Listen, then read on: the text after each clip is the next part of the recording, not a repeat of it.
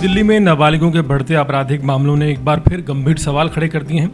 उत्तर पश्चिमी दिल्ली के जहांगीरपुरी में जो हुआ उसने न सिर्फ एक 20 साल के युवक इरफान की जान ले ली, बल्कि ये भी दिखा दिया कि अब अपराधियों के मन में पुलिस का डर कितना कम हो गया है, खासकर नाबालिग अपराधियों के।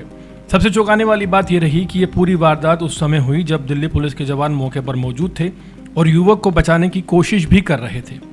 शनिवार रात करीब 8 बजे जहांगीरपुरी के बी ब्लॉक इलाके में हेड कांस्टेबल कृष्ण और सोहनलाल अपनी नियमित बीट पेट्रोलिंग पर थे।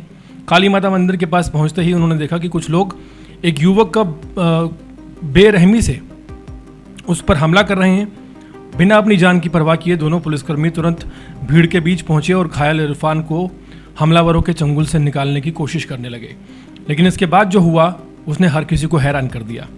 आरोप है कि हमलावर पुलिस कर्मियों के पीछे दौड़ पड़े। उन्होंने हेड कांस्टेबल कृष्ण और सोहनलाल के साथ भी मारपीट की और इरफान पर दोबारा चाकुओं से ताबड़तोड़ हमला कर दिया।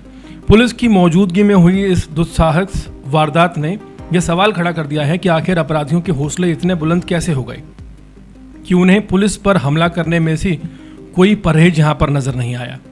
गंभीर रूप से घायल इरफान को तुरंत बाबू जगजीवन राम मेमोरियल अस्पताल ले जाया गया, लेकिन डॉक्टर उसे बचा नहीं सके। वहीं दोनों घायल पुलिसकर्मियों का इलाज चल रहा है। जिस तरह उन्होंने अपनी ड्यूटी निभाते हुए एक युवक की जान बचाने के लिए खुद की जान खतरे में डाली, वो सराहनीय कार्य है। हेड कांस्टेबल कृष्ण और सोहनलाल ने यह साबित कर दिया कि पुलिस की वर्दी सिर्फ कानून लागू करवाने की जिम्मेदारी नहीं, बल्कि लोगों की जान बचाने का साहस भी अपने साथ लेकर चलती है।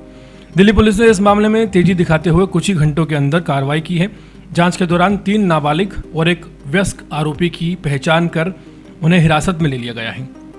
दिल्ली पुलिस अब पूरे घटनाक्रम की जांच कर रही है और ये पता लगाने की कोशिश कर रही है कि हमला किन वजहों से किया गया था। हालांकि इस घटना ने एक और बड़ी चिंता सामने ला दी है। पिछले कुछ समय से राजधानी दिल्ली में नाबालिगों की आपराधिक गतिविधियों में लगातार बढ़ोतरी देखने को मिल रही है। हत्या, लूट, स्नैचिंग, गैंग बनकर हमला करना और हथियारों का इस्तेमाल जैसे गंभीर मामलों में भी ऐसे नाबालिग गुटों के नाम सामने आ रहे हैं। ये सिर्फ कानून व्यवस्था का मुद्दा नहीं है, बल्कि समाज और परिवार दोनों के लिए चेतावनी है। विशेषज्ञों का मानना है कि अगर कम उम्र में बच्चे अपराध की दुनिया में कदम रख रहे हैं, इसके पीछे के मल्टीपल कारण हो सकते हैं। गलत संगन, नशे की लत, सोशल मीडिया पर हिंसक कंटेंट का असर, पारिवारिक निगरानी की कमी और आसान पैसा कमाने की चाह। लेकिन वजह जो भी हो, इसका सबसे बड़ा नुकसान समाज को उठाना पड़ता है। जहांगीरपुरी की यह घटना इसलिए भी अलग है क्योंकि यहाँ एक युवक की हत्या पुलिस की मौजूदगी में हुई और पुलिसकर्मियों पर भी हमला किया गया। यह सिर्फ एक हत्या का मामला नहीं है, बल्कि दिल्ली में कानून को खुलेआम चुनौती देने वाली घटना है। ऐसे मामलों में सिर्फ अपराधियों की गिरफ्तारी काफ़ी नहीं होगी, बल्कि ये भी ज़रूरी है कि नाबालिग अपराधियों की जड़ तक पहुंचकर इस तरह की घटनाओं को रोकने के लिए समाज और प्रशासन मिलकर ठोस कदम उठाएं।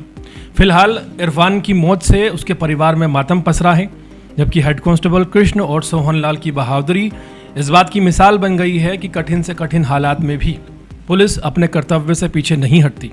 लेकिन यह घटना राजधानी के लिए एक बड़ा सवाल छोड़ गई है। क्या दिल्ली में नाबालिग अपराधियों का बढ़ता नेटवर्क अब आने वाले समय में और बड़ी चुनौती बनने वाला है?